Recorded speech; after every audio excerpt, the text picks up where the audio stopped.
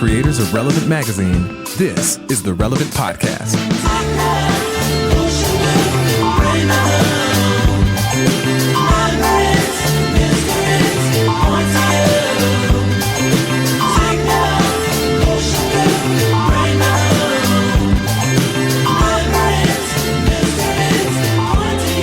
It's Friday, January 11th, 2019, and it's the Relevant Podcast. I'm your host, Cameron Strang, and here with me in our Orlando studio, on the ones and twos, our illustrious engineer, my brother, Chandler Strang. Hello.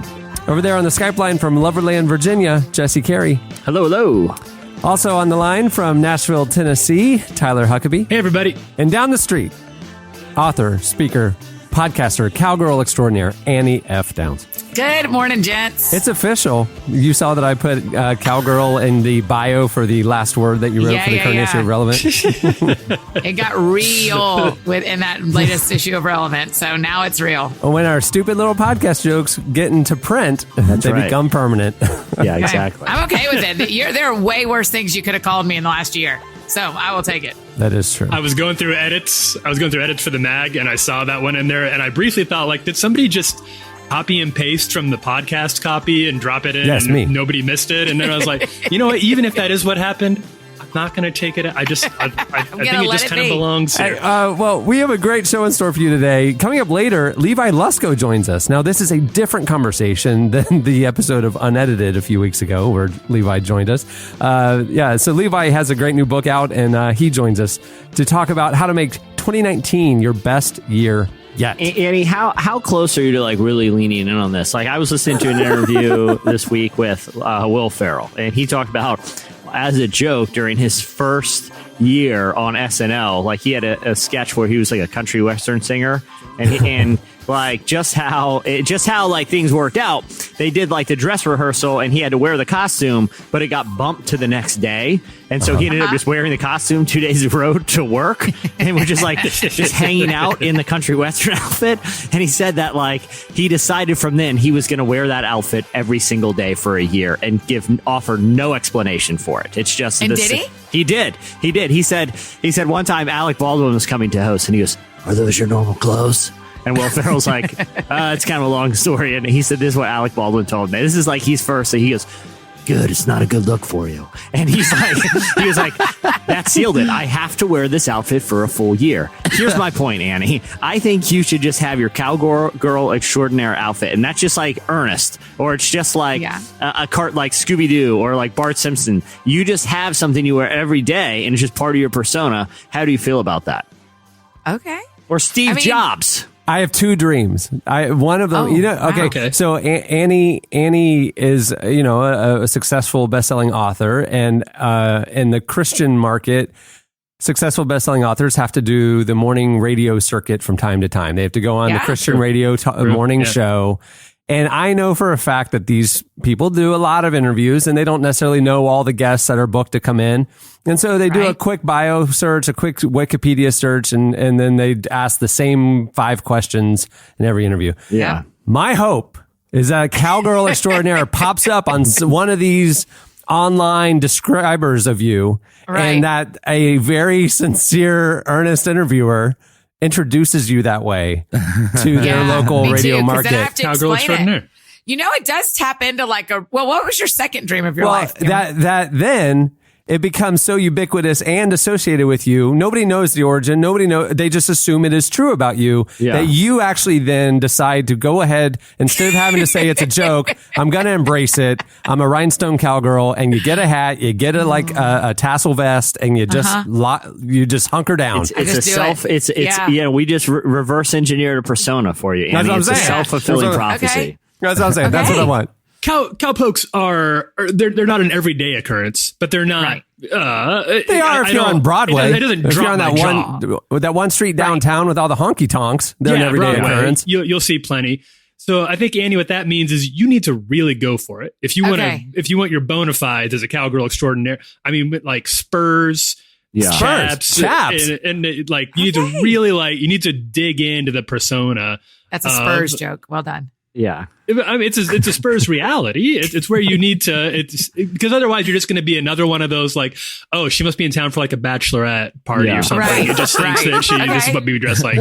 What's my first move? Do I start with a hat? I'll tell you what your first move is. You walk walk into the sketchiest honky tonk in town. I'm not talking one on Rhinestone Row or whatever it's called Broadway. Listen, Rhinestone Row. I think I'm sorry, Annie. For people who live outside of Nashville, this may shock both of you. Broadway, we think of something different when you say that. I think there's another one somewhere. But you go into the sketchiest one, and you kick those double flapping, saloon doors. So I go to a saloon. Yeah, exactly. Okay. And she doesn't live in Tombstone. She lives in Nashville. It's all the same. It's all the same. Yeah, but they're there. It's fine. Yeah. Okay, and here's the progression. I know you like the sparkly rhinestone sneakers. You post about them way too much on Instagram. I did it once, just to be fair, but go ahead. One time too many. And so I think you evolve to cowgirl boots. I think you find a cute pair of boots that you like, right?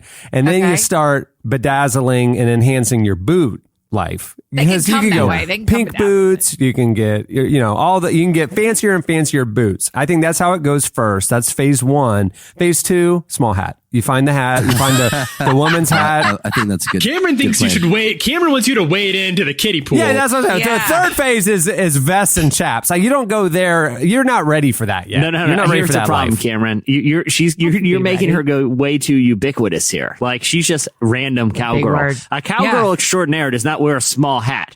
She wears a 15-gallon hat. A gallon, yeah. She wears like a Pharrell hat that's like 3 times taller. And also, Annie, when you walk into your saloon, you'll be like, I'll have a sarsaparilla. I don't even know what sarsaparilla is. I'm pretty sure no one knows what sarsaparilla is, but you do know if you're a cowgirl extraordinaire, that's your beverage of choice. Yeah. Walks into the saloon, the piano player like stops because it's cowgirl extraordinaire. Like, everybody kind of like looks her way a little, like giving her the side eye, like, oh, it's all. Yeah, someone playing Texas Hold'em clears their throat. No. She's not a rough rider. She's not an outlaw. She's a cowgirl extraordinaire, meaning rope tricks. Lots of rope tricks. She's she's a song and dance girl. She kind of she performs. She walks into the saloon. Everybody turns because they're ready for a show. The extraordinaire is here. She's like the Roy Rogers of Reba cowgirls. McEntire has worn this really beautiful short red dress with fringe on it that I feel like is what you are describing. I feel like what we're describing is the plot to the 7th installment of the Buster Scruggs film. Like, this could literally be the 7th one in that movie. You guys saw it, right? Buster Scruggs? I watched Buster Scruggs, yeah.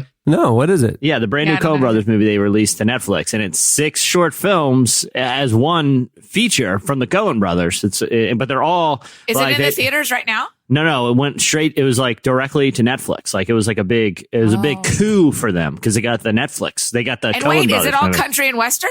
Yeah, and they all play how on much like I love that. Listen, they all play on a country western trope, like a gunslinger, like a gold prospector, like an outlaw, But I will say this, Tyler, you've seen them. Chandler, have you seen Buster Scruggs yet? No. They're incredibly dark. They start off funny, and then they all end very violently, Annie. It didn't inspire me to take up the cowboy lifestyle, or it didn't make. You don't walk out saying like, you know what I got to do? I got to learn how to be a cowboy. They look like they got it made. Even the most whimsical characters, like the rope expert who can do a lasso around herself, and then lasso in that jug of sarsaparilla and slide it down the bar. Yeah. I want to do that. She would meet a grisly end in your short story, I'm afraid. in your Coen Brothers. I'm afraid that's just how it plays out. Yeah. There will be a radical tone shift about halfway through, and something awful and violent happens to you. But cowboy extraordinaire, your legend will live on in the Old West lore. The legend will Annie, live on. Do you see yourself? I feel like we're kind of mansplaining this lifestyle to you. I want to hear your opinion. Do you see yourself as more of the like Annie Oakley, like you do like some lasso tricks, you get like a little calf comes out and you can lasso, or are you more the Calamity Jane, like you storm into town and you ride out on a rail with like big bags of money, with a big dollar sign over at having the local bank? Annie Oakley for sure. They're like gunslinger coming in. has a little song as she enters the saloon. You know, we run in different circles, Annie. We run in different circles. You and I. We're two. Annie, you literally just described the first plot of Busker Scruggs. He literally is singing on a horse in his rhinestone outfit, gunslinging. And I will tell you this, Annie, if your story ends like his, it's horrible and horrific and very violent because it is a Coen Brothers film. It is a Coen Brothers. I watched the Netflix preview of it, of that Buster Scruggs thing, you know, and they autoplay, and it was that opening scene. It was that funny looking dude riding, and I was like, ah. So you're saying it goes a very different direction. Well, that's the thing. It's 6 short films, and all of them start with some sort of like Old West trope. That's pretty whimsical. And again, a prospector, that's a great word. A prospector is the such Oklahoma a great Trail. Nothing. Spoiler alert. They all take a radical tone shift halfway through, and that's sort of like the. They're short How for long a reason. Are they? Yeah. Are they like 20? Are they like a sitcom length? No, they're like 10 minutes each, or 15 minutes each. Yeah. Interesting. They're great. It's great. It'd be on the entirety of it would be on my top 10 movies of 2018. Oh, me too. Hey, you know what I put on my top 10 after this weekend that I saw, and this is a hot take. And Cameron, I know you saw this film too, and I was shocked. Was the Spider-Man Into the Spider-Verse? I'm telling you, I am not a comic book guy at all, and I love that movie. The emotional resonance of the juxtaposition of a coming of age story of like a kid who's like awkward and a middle-aged person trying to find their purpose and lose their cynicism. I honestly thought it was one of the best movies I've seen in a long time. I was shocked. I was expecting just a kid's movie. I mean, the soundtrack is phenomenal too. I mean, just the tone of it, the visuals of it, the cool factor.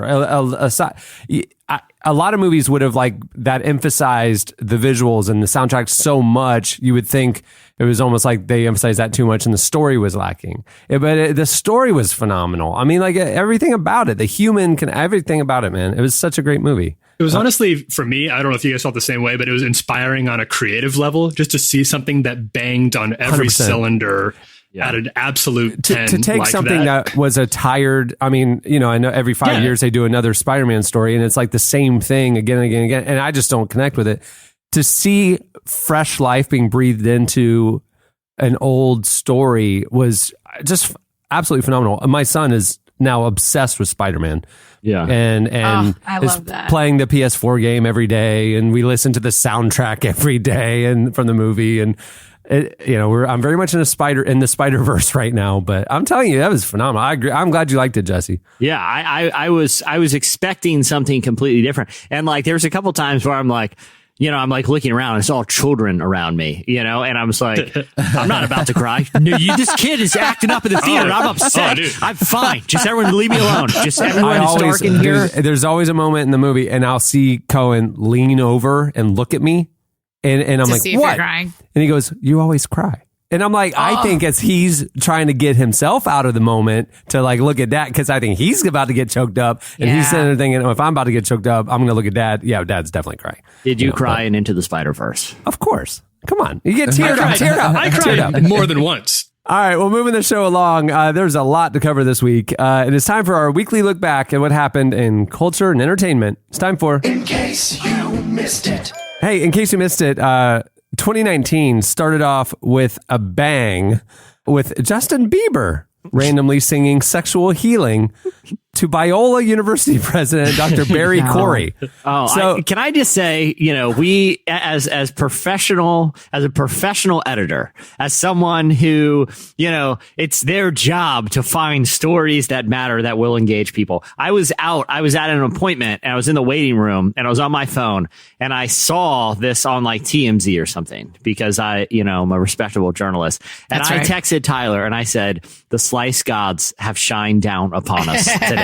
So what happened was it was the Hollywood or Beverly Hills Hotel and the Biebs with his new wife Hailey Bieber were exiting to the delight of the paparazzi, and so they were staying there, and he was singing the Marvin Gaye song "Sexual Healing."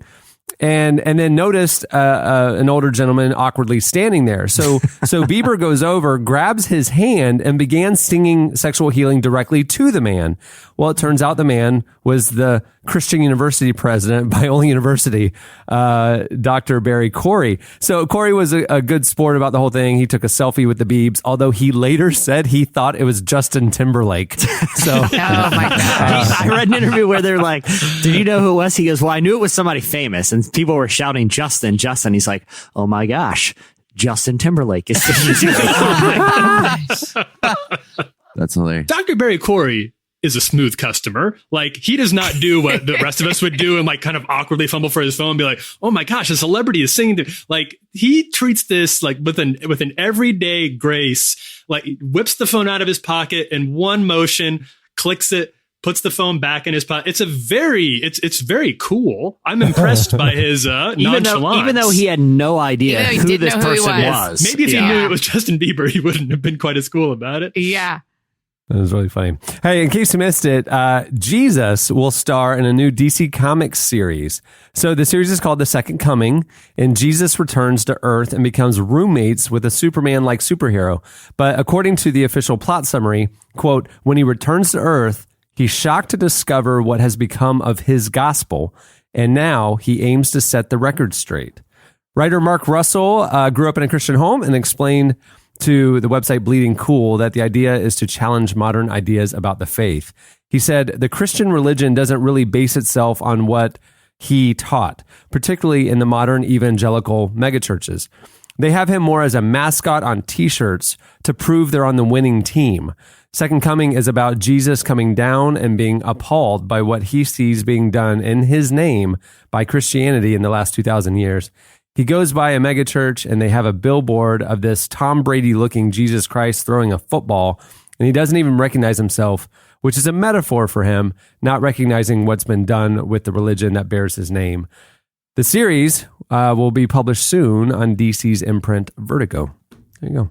Interesting. This seems like a pretty high risk. Tyler did a great analysis for the site about this series. Tyler Huckabee, who and noted in there. This very Tyler. Let's hear it. I mean, there's two Tylers on staff. Yeah, Sure. The one we're speaking to right now, who I will speak on his behalf, even though he has a microphone in front of his face. I wouldn't have called it a great analysis. I like your summary a lot better than mine. No, but Tyler noted how rare something like this is, because when it comes to religious figures, comic books are traditionally pretty risk averse. Like, it's a high risk, high reward proposition. The risk is people get offended and just stop buying it, because it doesn't really appeal to what core fans are looking for. But this seems like, it doesn't mind, potentially being a little irreverent, but it seems like they're interested in making some genuine commentary about faith and modern culture. Yeah. I'm familiar with the writer's work, and he's very thought provoking, and he has a history of he doesn't really get into superhero stuff very much. He's kind of more of like an indie comic book writer usually, and his stuff is quite good. So I'm intrigued to see where he goes with this. Obviously, the potential for it to be pretty irreverent in a way that could be offensive is there. But based on the summary that you just saw in Bleeding Cool, I definitely am interested in some of the places the commentary could go. Yeah, for sure. I don't disagree with his critique. Yeah, absolutely. Hey, in case you missed it, last week, Fandango calculated the box office totals of all the major Hollywood stars. Annie, the other two guys know the answer to this. Annie, who do you think, what Hollywood superstar had the highest box office total in 2018? The movies that this person starred in. Okay. I love games. I bet can we do a couple of, can I ask a question? Yeah. No. Male or is it a female? Well, yes, but that was part of the surprise. Yes, it's a female, and so it's not Chris Pratt. The whole thing is a surprise. Her name, her age, her gender. It was all a surprise. It's not Chris Pratt. Annie's going the guess who method. Is she wearing a hat? That's okay. Is she hatted? Does she have on pearl earrings? I will say that I would have never. I don't know about you, Jesse. I would not have guessed. I would not. Wait, that's what's crazy is like this is the highest box office actor. So you think this would be Chris Pratt, some huge name, right?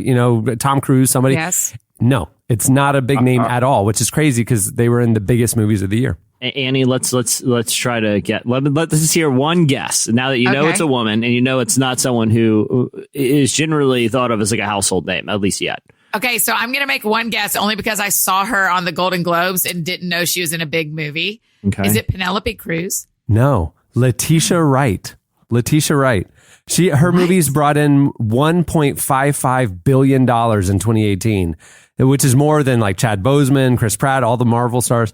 So Letitia's roles, she was in Black Panther, Infinity War, Ready Player One, and The Commuter.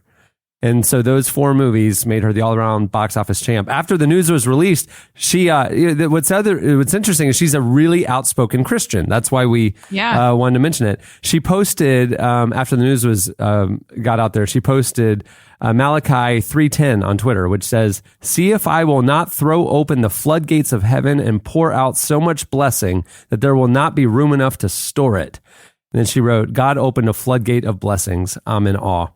Earlier this year, she explained to the UK talk show This Morning that before becoming a Christian, she almost walked away from acting entirely, but felt God call her back to it. Here's a clip. I was going through a very difficult time in my life, and I just needed to take a break from acting because I really idolized it. So I came off from it and I went on a journey to discover God and my relationship with God, and I became a Christian, and it really just gave me so much love and light within myself, and so much I felt secure, and I felt like I didn't need validation from anyone else or from getting apart. My happiness wasn't dependent on that. It was dependent on my relationship with God. Yeah, I'm like, I feel like a lot of people obviously got introduced to Letitia Wright this year because of her, like her role in Black Panther was one of the highlights of the movie, Shuri. But she also has a really great episode of Black Mirror that she started. Yeah. It's the final episode of season 2, right, Tyler, or season 3? I think 3. Yeah, the final episode of season 3 of Black Mirror, she stars in it. And that's the first thing I saw her in. I was like, every second she's on screen is incredibly compelling. She's a really exciting talent. And it's you can cool see why big talent studios would see her in something like Black Mirror and be like, we got to get her in front of a bigger audience. She's a very, she's got a bright career ahead of her. She'll be around for a long time. Or if she doesn't, she has enough money to not care. Yeah, she can also retire tomorrow. She doesn't get the $1.5 billion. Yeah. She was just in movies that made it. The movies that she's in. I'm sure she's still on the wrong side of the Hollywood gender pay gap, but hopefully that'll change. I think that would be really frustrating to be the number one intake in movies and not personally.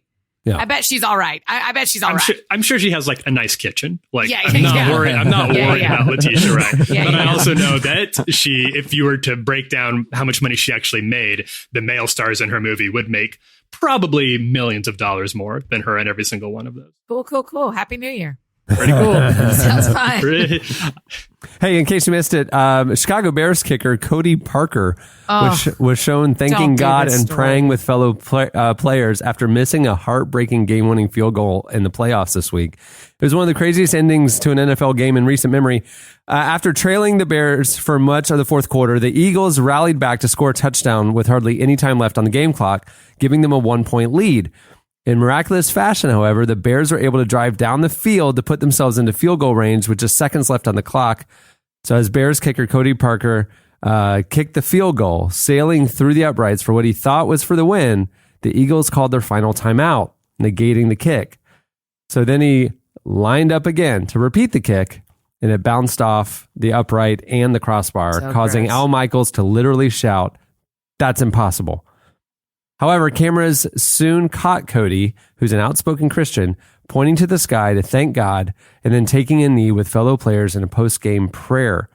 He's known for expressing his faith even after bad games. After missing 4 field goals in a game earlier this year, he told reporters that his teammates were frustrated, but added, "Who's more frustrated than myself?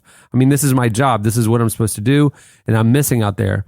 I've got to just trust in what I'm doing and trust that my Lord and Savior Jesus Christ makes no mistakes. For whatever reason, that was a day I was supposed to have."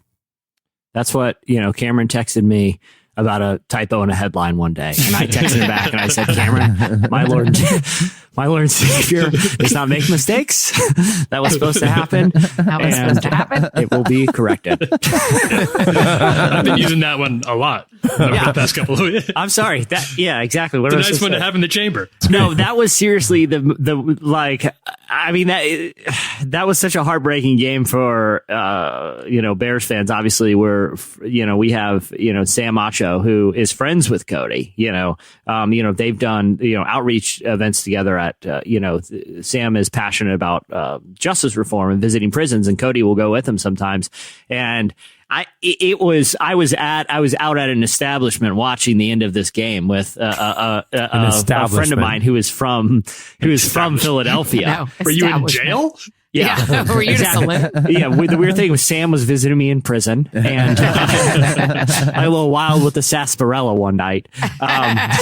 Things went from me doing rope tricks to actually whipping someone in the face, and it almost ended like a Buster Scruggs film. But turns out I've never used a bullwhip before, and they can really get away from you. No, but and the gasp and shouts when that bounced off both bars was literally unlike anything I've ever seen in a football game. And I could not imagine what is going through Cody's head, because their whole season came down to that moment, and all he had to do was repeat what he had just done, which is to kick it right through the uprights. But to see him literally look up and do what he did every time, which is to thank God, I thought was a pretty powerful and telling thing. It's easy, obviously it's easy to thank God when things are going good, but to say, hey, look, it happens, but I'm not going to lose perspective. It was a refreshing thing, Turned a lot of Chicago residents against the Lord, though. They all renounced their faith. Obviously, God loves Nick Foles more than Cody, because obviously that's obvious. I'm not a big NFL guy, but I managed to catch the end of this game, and it was fascinating, and I was really gripped by it. But am I right in picking up that this guy has missed a few of these now? This is not an uncommon. Yeah. Yeah, he's not having the best year. But I also you can tell Tyler's a sports fan, a fan of sport, because this is how he describes watching a football game. It was fascinating. I was gripped by it. Hey, dude, this isn't like a Cormac McCarthy novel. Okay, this is a football. It's the closest fascinating look at the. There's still a storyline. I'm with you, Huck. You are allowed to say that kind of stuff about sports. Thank you, Annie. Yeah, just be glad that I watched it at all. Yeah, that's right. Tyler's analysis: sportsman's failure showcases the downfall of human arrogance. Was he an old timey black and white reel before the main picture? Fascinating and gripping as the sportsman's failure is all of our broken hearts. Signing out, Tyler Huckabee. I'm in the style of an old timey black and white before the movies when they would do the war updates. That's Tyler's NFL analysis for. Right. Don't forget to buy war bonds. And lastly, in case you missed it, this week Bethel released an incredible cover of the classic gospel song "Ain't No Grave." The spiritual has been a staple of the American song catalog for decades and has been covered by a ton of notable artists, including Johnny Cash. In this new live version, Molly Skaggs, who is the daughter of country blues legend Ricky Skaggs, as you know, Annie, who's also a worship artist with the Bethel Music Collective. She leads a moving church service through the gripping anthem. Here's a clip. Oh, fear is a liar with a smooth and velvet tongue. Fear is a tyrant. He's always telling me to run. But love is a resurrection, and love is a trumpet sound. Love is my weapon. I'm gonna take my giants down. There ain't no grave. Annie, I have a legit question. You live in Nashville. You fashion yourself a cowgirl extraordinaire. You're in the market for a 15-gallon hat, one that they don't even make. They don't even make that gallonage. Right. I want more than. Yeah, you're right. That's very Enneagram 7 of me. Do you know who Ricky Skaggs is? Yes. Okay. Do you not? No, I know who Ricky Skaggs is, but the look on your face when Cameron said Ricky Skaggs, I saw. Hey, by the way, if you're born with the name Ricky Skaggs, you're going to be a guitar picking legend. Have a choice. Like that's literally his parents did what we did, which was we called Annie cowgirl extraordinaire, and she just kind of had to back that car into the garage. Like she had to just at that point. She knows what her destiny is, and you're like, we're going to name our boy Ricky Skaggs. He has one. He has two. He has 3 life paths. If your name is Ricky Skaggs. One is a failed NASCAR driver, like a disgraced NASCAR driver. Yeah. 2 is to what he is, a guitar picking country music legend. And 3 is absolutely prison at a young age for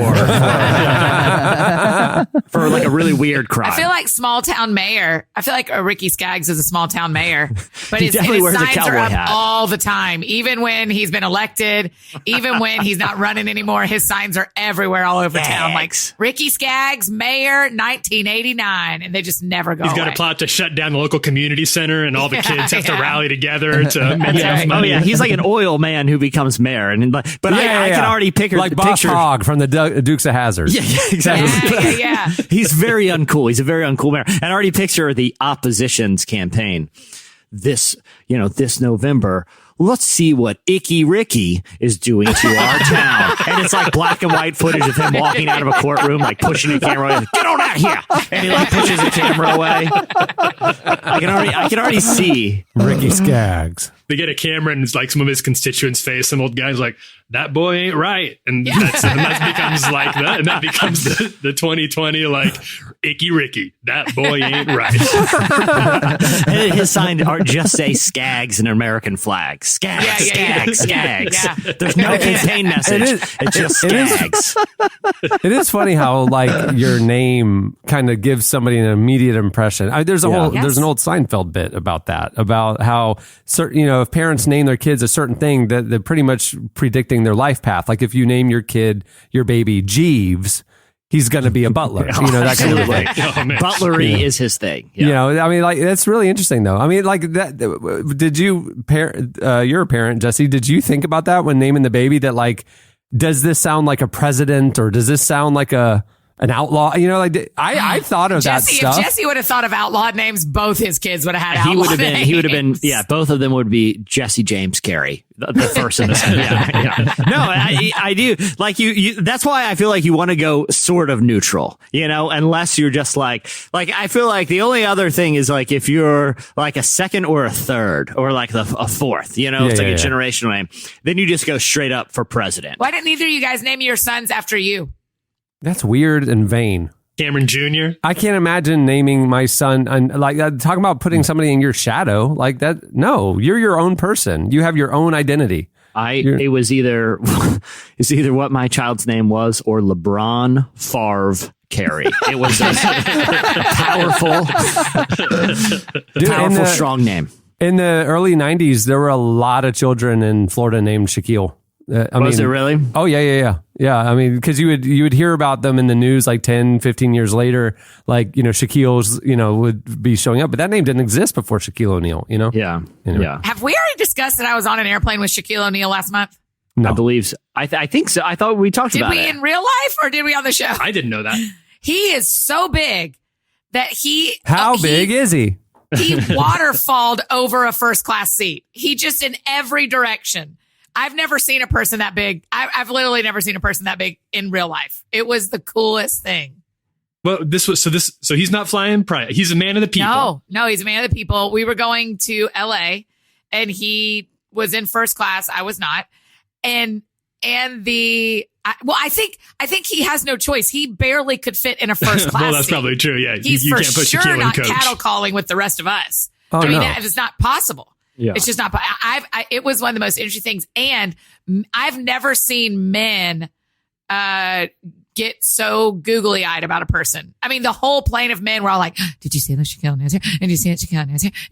Everyone's talking about it. One guy goes up to first class, just breaks through that little barrier of net that you are not supposed to break through, and goes and talks to him, and just got a tongue lashing from the stewardess. I mean, it was something. He's massive. That's the big takeaway. And the thing is, I would never be afraid to talk to Shaq because I can tell just by the commercials he does not care. Like, he literally does not. That's what he said. He kept saying, I don't care. And she was like, he is not allowed to do that. Well, have you seen the ones he does for like the general? Like literally, it looks like it was animated on like a Windows 97 computer. And at the time, it looked crappy. Like that's how those general commercials look like, you know? Yeah, I ran into him at Costco once, and that's something that you don't expect. You turn the corner in a Costco, and then that human is standing there. I mean, I said hi to him. I mean, it's just one of those things that you're like taken aback, though. It's just like, like seeing him out in the real world, you know? When you're that size, though, buying Costco portions is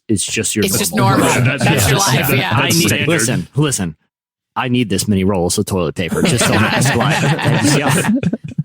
Can you imagine though, like how, like, I don't know, living life like that, you know, and you know, he's famous now, but like, imagine the people who are that size that aren't famous and they have to just live life with that kind of inconvenience and everybody looking at them, and, you know, they can't ever be comfortable in a public seat, you know, like it's just, I feel bad. I don't know. Don't. He's fine. He's all right. They can never ride a motocycle or bicycle in a non-comical fashion. You see Shaq riding a bicycle like a Lance Armstrong road bike with those tiny tires. It'd be like those little Shriner cars. Those little Shriner bikes. Yeah, if you saw Shaq riding down, if Lance Armstrong, like let's say they're like a photo shoot of athletes, and Lance Armstrong's there with his bike, and Shaq's like, let me take that thing for a spin. It would be hilarious. It would be the most hilarious thing you've ever seen. If you could not non-comically ride a bike, I feel have some empathy for you. All right, well, that'll do it for In Case You Missed It. Stay tuned. Up next, Levi Lusko joins us.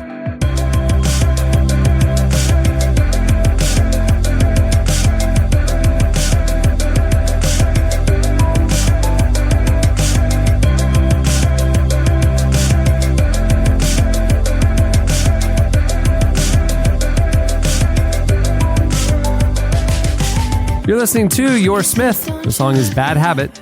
It's the Japanese wallpaper remix. At the beginning of the podcast, you heard Cut Copy with Ocean Blue. Well, this week's episode is brought to you by Samaritan Ministries. Samaritan Ministries is a healthcare sharing ministry with over 250,000 Christians caring for one another's needs, from broken bones to cancer, pregnancies to organ transplants, all without the use of insurance. With the beginning of a new year comes the opportunity to evaluate improvements to your way of life, and that includes your health care. Samaritan Ministries members say they are, quote, happily uninsured and never plan to return to insurance.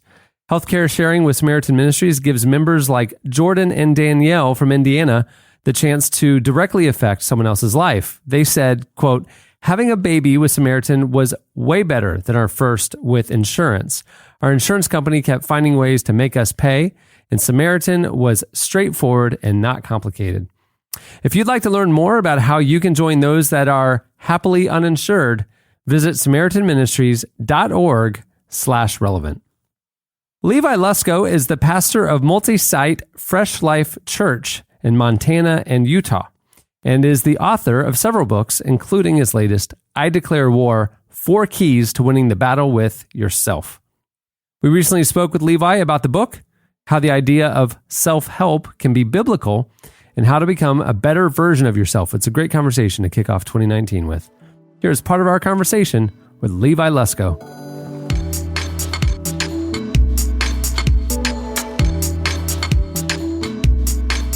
Tell me a little bit about what the inspiration was for I Declare War. Mostly me just getting pissed at myself for sucking, and that over and over again. I think Albert Einstein said, you can't fix a problem at the level of thinking you created it at. And I think for me, relationally, I kept getting into situations where I'd walk away frustrated, but then I would go do the same thing, the same emotional tantrum and bad behavior that caused me and my brother to have an issue with their kids, to me and my mom now when, we have an altercation of some sort, to my wife, then deja vu with my daughters, and then even just noticing, like, even people I work with and perfect strangers in customer service situations. Basically, what I found is I was kind of, by God's grace, becoming a little bit more self-aware as I've gotten older, is that basically if things aren't going my way, I do the same thing a 2-year-old does and have a tantrum, only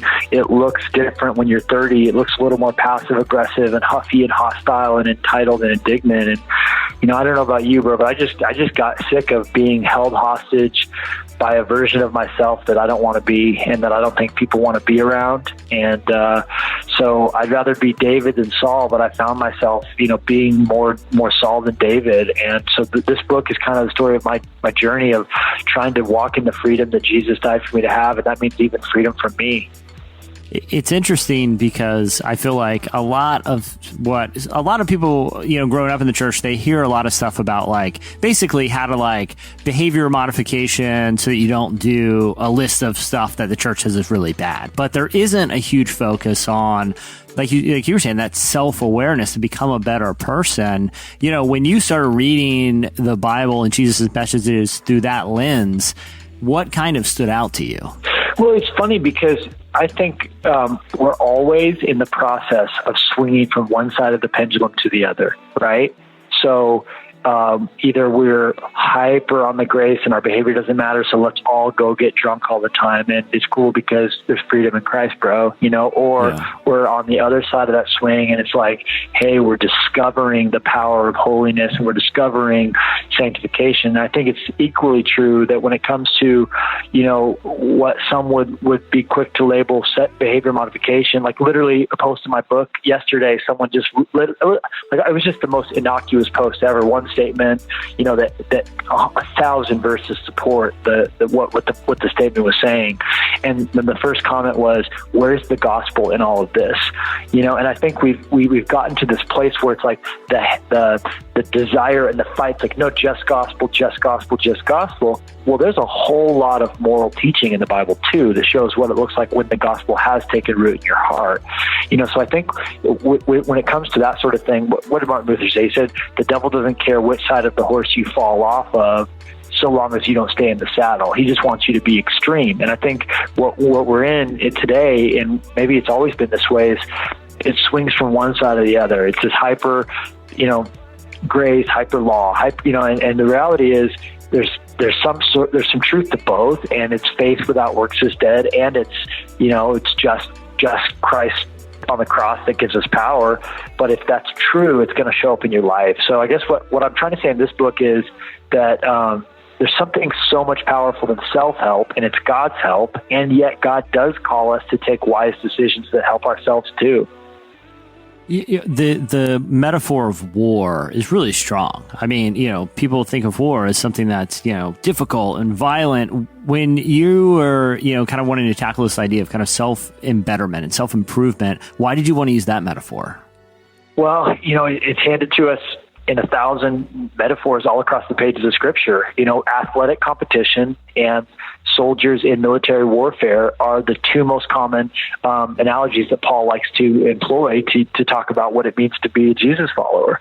And so if we're running a race and we're fighting a good fight, then that means that even as we try and better ourselves by God's grace, that we're going to have to fight. And I think the cool thing about fighting is that it shows it's not going to be easy. It's not going to be over quickly. And someone I so have long respected is Warren Wiersbe. And I remember reading a long time ago one of his books that he said, the Christian life is not a playground, it's a battleground. And the moment you underestimate your enemy, he's going to take you out, and he's not going to go for, just a nice little jab. He's going to go for that jugular. He's going to go for the kill shot. And he's a roaring lion. And if we can't play with kid gloves on, we have to be willing to go to blows. And that's true in every area. The path of least resistance, the path most traveled leads to obesity, it leads to gluttony, leads to, hyper in debt, crazy, lazy, entitled millennial, all that stuff. And I don't think any of us want that. And yet the life that we actually want is one that's going to take a fight, and we got to get in the ring. And our own selves tend towards selfishness, narcissism, all those things. And so I guess when I started fighting a bit, I started to see progress. And when I was willing to get a bloody nose but walk into a meeting and say, look, I don't want to be a Steve Jobs jerk leader. I want to be kind. I want to be gracious. I don't want to be huffy. I don't want to be hurt. I want to, be vulnerable and be confident in the authority God's given me, but at the same time, be gentle and be someone who people want to be around. That took a fight. For someone who, hears this message and they're like, I'm all in, they want to declare that war you're talking about with the things in their mind and in their heart, but they're kind of intimidated by the first step. What would you encourage someone to be like the first step that they could take? Well, I think you can't win a battle you won't admit you're in. So why does Congress have to give the president permission to declare war? Because it's a heavy decision, and once it's done, it gives you certain privileges and rights. So, and of course, this isn't a political message, but when a war is declared, that country that's declared war, they have the things they can do differently once they've put their intentions out there of being at war and an enemy combatant they're opposing. So when you choose to step up to that, in the book I call it the barbed wire because it was Teddy Roosevelt. I don't have time to go into that now, but basically when you come to that decision of I'm actually going to do this, something changes inside of you, and it shifts how you think about it and how you speak about it. So the person out there, I would say, make a declaration of war. And this may sound cheesy, but in the book, I actually give you a little certificate where you can write down what in your life you want to oppose, whether it's narcissism, over shopping, online, gambling, whatever it is in your life that's holding you back from being who you want to be, and to write that down and to sign it and date it. And then what I encourage people to do is to get before God and show him, because nothing sanitizes like light, like sunlight, and God's presence of confession and repentance there with that. But then I also encourage you to show that to a friend, to show it to your wife, if it's your pastor, if it's a small group leader, or someone who loves Jesus and loves you and can be a little bit of accountability to you. I think there's just incredible power that enables a switch to flip inside of you when you've kind of dragged that into the light and said, no, I'm going to oppose this with all my might. And why is it that God spoke of Joshua and Caleb as having a different spirit in them? I think it's because they wholeheartedly followed the Lord. And I think so many of us run around doing so many things that we forget to do that one thing that's needed.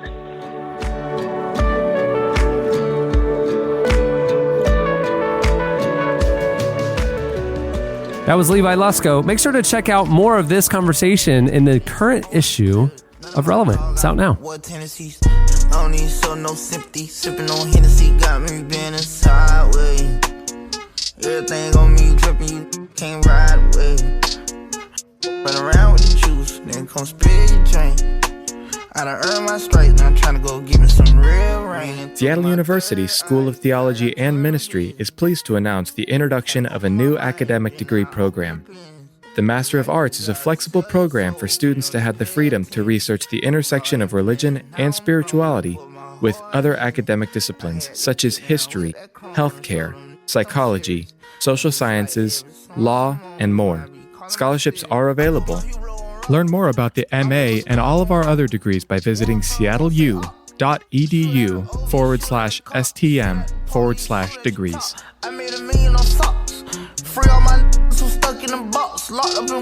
You're listening to Kodak Black. The song is Calling My Spirit. Yeah, it sounded Christian. Kodak Black. Okay, it is time for your feedback. Last week on the show, we asked you guys, we got talking about New Year's resolutions. And we got asking you about yours. So you guys hit us up on Twitter and you posted on the podcast episode page your resolutions for 2019. Here's a few that caught our eye. We had some feedback on a variety of topics as well, but that I think we need to address at least a couple of these. But I will start with New Year's resolutions. Eric says 2019 resolution: be more compassionate or learn the art of falconry. I like how he positioned this, and he made sure to leave either or on there. Like this is there's like no both and. No. If you're a falconry, what's the falconist? I don't know the proper nomenclature. A falconer. But it involves, you have to have a seriously lack of empathy. Like all falconry people are borderline sociopaths. Like you cannot have feelings. Like it is a brutal form. Like when there's no way that you can professionally swing a dead mouse around on a little string and be a normal human being. You got to have no compassion or empathy. So good choice there, Eric. Jesse, I was going through, I don't know, unpacking and finally moving into some things at the house and stuff, and I came across some old photos. They're called rooms. Well, it's more like storage tubs and stuff, but of organizing and purging, and I came across some old photos of, and one of them in particular was, I don't know, 5 years ago when you and Snavely and we went to medieval times. Yes. And jeered one of the knights, and then we didn't know that all the knights come and hang out and mingle afterwards with you. We got personal. And the thing is, we got personal. And then the falconer was there. Do you remember the falconer was there in the lobby, and you could walk right up there and talk to the falconer and stuff? I walked right up to them thinking and this is why I know falconers are very serious people who are borderline sociopaths, because it does involve, I never witnessed falconry up close before. And literally, it's not some big secret to get the falcon to come back to you. You literally have a dead limp mouse on a string and you just swing it around like a weirdo. That's how you get the falcon. There's no magic it's not call. like a training? No, Jesse. I'm telling you. It's more than just a mouse on a string. I can't walk outside with a mouse on a string and have a falcon come to me. If you're in Florida, you probably try. Have you ever tried? I got to get my hat. Let me go get my hat. And my mouse on a string. Yeah, get one of the giant leather oven mitt sleeves because they got talons. All right, Annie. 2019, there's my new resolution. I'll take the falconry. He can be compassionate. There are some things that take a special, you have to be born with it, or some people are born with it. Some people have to make their own. Which one do you think falconry is? Are there some people who's just now that guy, that's a born falconer. The falcon sage looks at the pupil and is I think this kid, this is going to be my ward. I can just tell. He's got in his DNA, he's a falconer. I mean, the people growing up on the ranch in Montana, I get that they kind of naturally just go there. It's the guy who has his 1-bedroom apartment, not a lot of friends, gets an online course, and decides he wants to adopt this profession. That's the guy that I think eventually gets employed at medieval times. Yeah, that dude's not right. And you have to have a very exotic name too. That's just one where your parents are really going all out there, and you're okay, I'm going to give you a name where you're either going to be a falconer or a magician. Alfonso Sphinx. Alfonso Sphinx. You got 2 career paths there, Alfonso. Oh yeah. I'm very interested in Carter Lloyd. His New Year's resolution is, I'm getting the girl back. Okay, Carter. You get it. Proclaimed it. Proclaimed it publicly. Here's my advice to Carter. Okay. Tread lightly. It sounds like she has said no. It sounds like she put up a stop. And I think that Carter, if you're out there listening, I appreciate the hustle.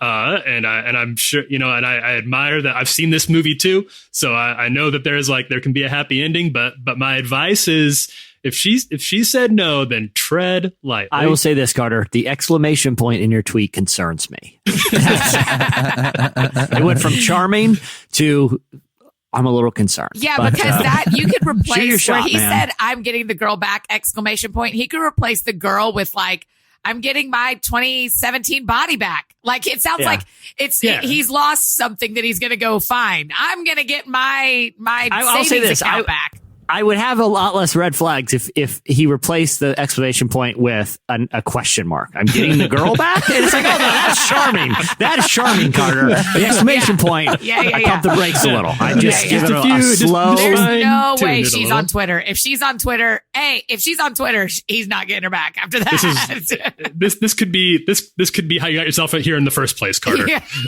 Stuff like this. This is why 2018 went south for you, Carter. That's right. Is it, Annie, from a girl's perspective, is it charming when a man pursues like Carter clearly is intended to do? Is it? Well, yeah. I mean, I think if we're going to answer quasi seriously, I think it can. I mean, yeah, I think it can be, but also I think if you've set your boundaries and and you've set your boundaries, then he should respect that as well. So we'll see what happens. So but that's the conundrum. She clearly did set the boundary, ended the relationship, and she's trying to live her best life now. Carter's over here plotting. Yeah, he's plotting. Is that with exclamation points? So it's like you hear on one hand, as a guy, you hear that the girl wants to be pursued and wooed and like go get her, go after her. But then you're saying, I'm a strong, independent woman. I rejected you. I don't want you in my life anymore. Leave me alone. Like the guy doesn't know. I think until she actually says that, Carter, that's the real stop. The real stop sign is thank you next. And so when you get, I mean, Ariana set boundaries. Right. I mean, I think that Cameron, I don't want to answer. She did. But Tyler, she didn't set boundaries because then she's like hanging out with her ex-boyfriend and stuff like that now. And it's like that gives guys like Carter hope. Oh, gosh. Hanging out with her ex-boyfriend. She is like right now. I'm not up to date. Now I'm getting this sounds who very we're talking specific. about. Yeah. Wait, are you Carter? I'm just saying, poor Carter. You guys are throwing him under the bus. I'm just saying, the poor guy's Is this somebody's burner account? He's watching Ariana Grande on Twitter, hanging out with her ex-boyfriend. Right. He's like, I'm going to go get her back. I see. I'm just saying, you're confusing Carter. Poor Carter. I'm just saying. No, not poor Carter. Not poor Carter. Poor Carter's ex-girlfriend. That's what that's what I'm saying. Like, I don't know. What did Carter do? That's the issue. That's what we don't know. We don't know enough. We're making a lot of assumptions. We're writing a lot of story around this exclamation point. We're reading a lot into it. Yeah, which I like. It's one of the reasons I show up here every week. It's because we do stupid stuff like this. But Carter, be smart, be kind, respect your boundaries. Carter's talking about a dog that he left at his parents' house while he went to. Yeah. And he's I'm gonna go get girl my pet ball back. Yeah, because the truth is, you also don't want you don't want to be the guy that the girl starts telling her friends that she's thinking about a restraining order. And I've seen that happen in my life. And I don't want to be, you don't want to be the guy that gives up when she isn't sure. Just, I think this isn't going to work. And then he comes back and she's thrilled. Right. So y'all got to figure that out. I will say this. I saw a trailer for a film at the beginning of Spider-Man Into the Spider-Verse, and it showed the entirety of the film. And it was about some guy. It was a lost dog film. A very heartwarming genre. It showed the whole thing. And the guy comes back from war after he picked out the dog from a kennel when he was 13. Yeah. And there was a moving truck incident where the dog is shipped across the country. It's homeward bound. The dog befriends a mountain lion on the way back and saves a man from an avalanche. I was gripped. You talk about fascinating and gripping, Tyler. This was, Yes. It really was an interesting strategy for a trailer where they literally gave away the entire movie. I mean, it was the wedding. The dog shows up, and you're like, well, then why am I going to pay money? Well, the movie is called A Dog's Way Home. I'm not going to go see this movie. Literally, I saw the dog. I saw the relationship with the dog develop over the years. Yes. I saw him go to Iraq. I saw him come home and get married and have his first child. Then I saw the movie's not even started yet. Then the dog gets shipped across the country in a U-Haul. I saw him befriend a mountain lion, literally licking a mountain lion. Okay. I've got all the highlights. He saved that guy from an avalanche. Right. He's swimming across a whitewater rapid. It's an impressive film. But I saw the whole thing. Tell me what this has to do with Carter Lloyd getting his girl back. Oh, what I was saying is it could be talking about that movie. I'm going to get that girl. I'm going to get my girl back. And it's that's his beloved childhood dog. Massive marketing campaign for that one movie that we saw the whole thing in the preview. Sorry, that's what I'm glad you brought me back. I'm glad you got me back. I got a little far. It was a tenuous connection, but I see where you are. I see I'm just saying, we're projecting on Carter he's this is some girl that doesn't want his attention. He doesn't know that we don't know that his beloved family dog wasn't shipped across the country and she's waiting to be rescued. I'm don't know the girl that. back. But I will say, with this segment, we have effectively tanked Carter's New Year's resolution. We have, if she listens to the show, which she probably does. Undermined it. I mean, we've even we've all but said, Carter, we've said it's a bad idea. We've said it's a good idea. We've said it's confusing. We've said it might be a dog. To be fair, he tweeted us. We aren't just bringing a friend on that we're blowing up like this. He tweeted us. I know. This is my only thing is where's she coming from? And then we can either encourage Carter or we can encourage him to stay away. But that's what I'm saying. We need to get her to tell on. us: are you really out, or did you just need a break to work on yourself and need some time? and you still find Carter to be a man you would like to spend time with. Right. And whatever she says, we believe her. Okay, well, I'll move on to Ryan's. Ryan just straight up went for a flex in 2000. He's making all of our 2019s look so lame. Here's what Ryan said. Okay, this is a straight up. This is, like I said, it's making all of our resolutions look bad. He said, in 2019, I'm resolving to take our 15-year-old foster child to Costa Rica. She's never been out of the U.S. That's a great resolution. That's great. You could have stopped there, Ryan. Instead, you had to add, I'm hoping to take a wing walking lesson, learn ice climbing, go heli kayaking, and finishing my second book. Okay. We got it. You're a great guy. Pump the brakes. Oh. Yeah. Okay. Hold on. We were impressed. But the last one might have meant reading. That he's trying to finish his second book. read his second book. Listen, ever. I've got the hottest take for all of you. Ryan and Carter are best friends. They're like bros. Yeah. And Ryan's going to take the foster child to Costa Rica, and Carter's going to go get her back. That's the get her back. That's the girl he's going to get back. He's going to bring her back. Okay.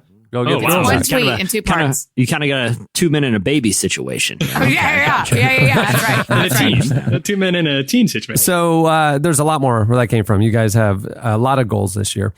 So it's time for this week's Editorial question of the week. okay. So on this week's show, we had 2 stories of celebrity encounters. Justin Bieber running into Biola University president Dr. Barry Corey and singing sexual healing to him. They're being caught on tape. You do. Yeah.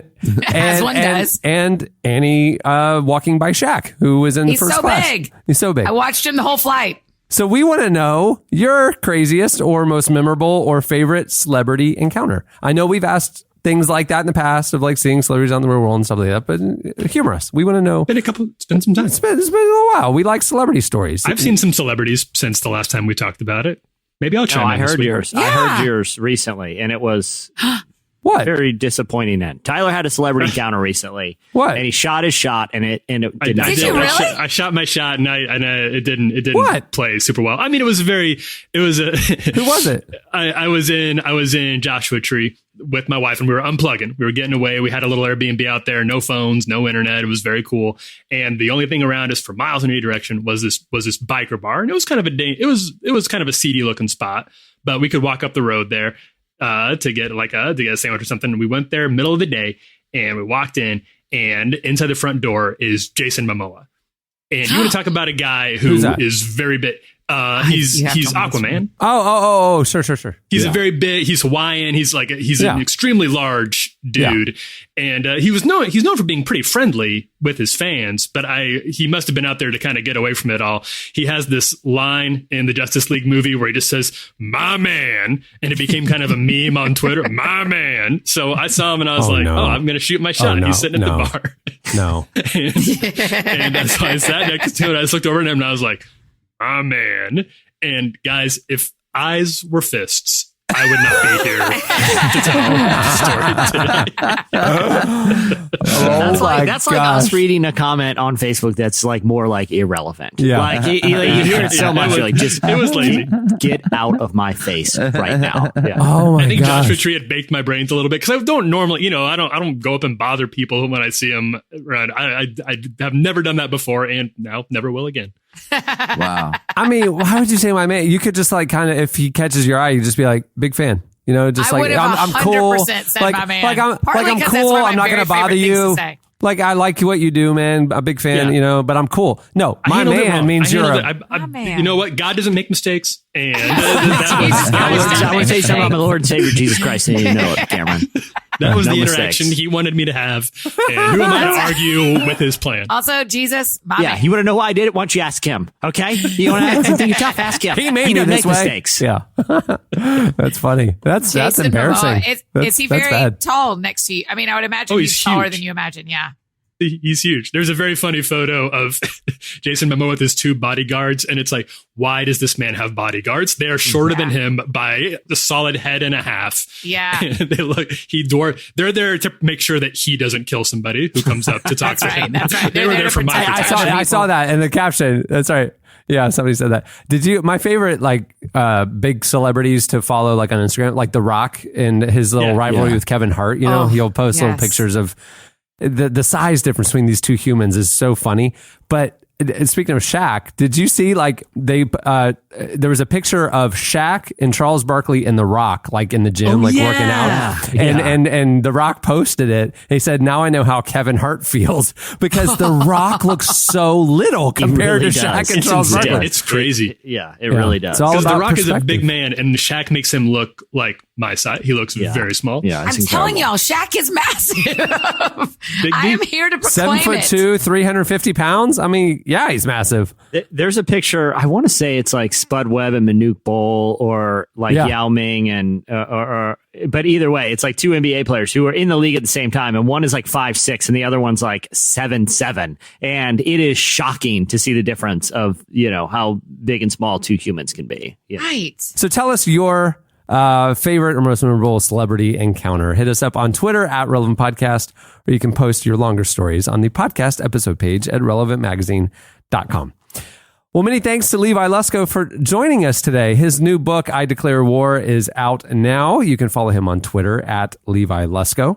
Also, thanks to Samaritan Ministries for making the episode possible. If you'd like to learn more about how you can join those that are happily uninsured, visit SamaritanMinistries.org/relevant. Hey, if you like the show, head over to iTunes and leave a review and rate it for us. Have you noticed in the past few months since we've been mentioning this, like there's been like 500 new reviews of the show. A couple of them, Jesse, you keep your eye on it and to keep your finger on the pulse, the buzz, to see what people are saying about the show. What are people saying? Okay, I'm gonna leave you one while in the show with one that I appreciated, and this is from Wendy Jolson, and it's a 5-star review. I listen to the Relevant Podcast just about every week. I only started listening this summer, so I'm way behind. But anytime I need a pick me up or a reason to get a laugh, I turn one on. Blah blah blah blah blah. A lot of great stuff about the show. It's helped me through tough times. Here's what it ends on. When are y'all going to have Mr. Strang on? I'm dying to hear more about the Lineage book. 5 stars. Give us more feedback and reviews like that, So, yeah, leave us a review. And we want to hear from you. I will say this. This is behind the scenes. Yes. So the other day, I was working with our booker to map out the year's worth of interviews for Unedited, the long form interview podcast that we recently launched. And I went through all my contacts, and here's all my friends that I want to talk to on the show. Ended up being 93 names of people that, we were going to reach out to. And I put on the list Steve Strang. Because, and I won't do it anytime soon. I want the show to be established for quite a while before I do it. But it actually would be a fascinating conversation. He started Charisma Magazine at 24. I started Relevant at 24, and he was part of a stream of Christianity with the charismatic televangelist world and all that stuff. And then they all went moral majority and political. And it'd just be interesting to talk about kind of like, a lot of what's he's seen. And I'm interested in legacy and like there's a whole generation of church leaders, his peers that are, I don't know, having to hand the baton to the next generation. And what does that look like? So there is an actual conversation that isn't a joke about my dad's Lineage book that actually could be fascinating, Yeah, I would be all in. Yeah. I'm here for that. I would listen.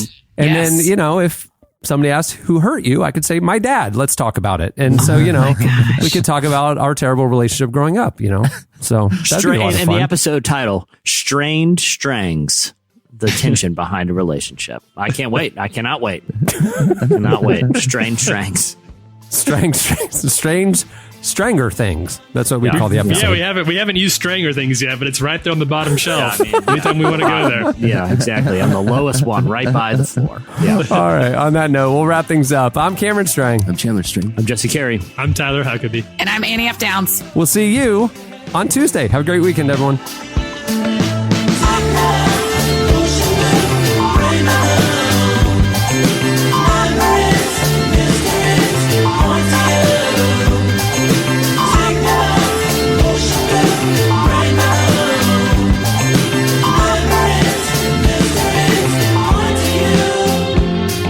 Thank you for listening to the Relevant Podcast.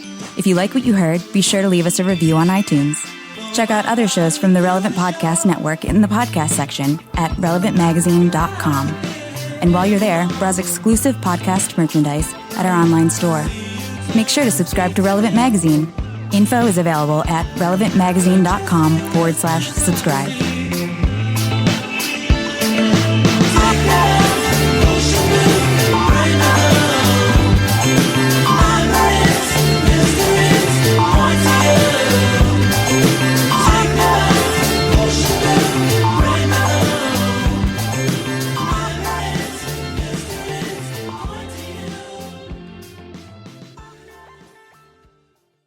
Sportsman's failure showcases the downfall of human arrogance. Relevant Podcast Network. Time is precious, and so are our pets. So time with our pets is extra precious. That's why we started Dutch. Dutch provides 24/7 access to licensed vets with unlimited virtual visits and follow-ups for up to 5 pets. You can message a vet at any time and schedule a video visit the same day. Our vets can even prescribe medication for many ailments, and shipping is always free.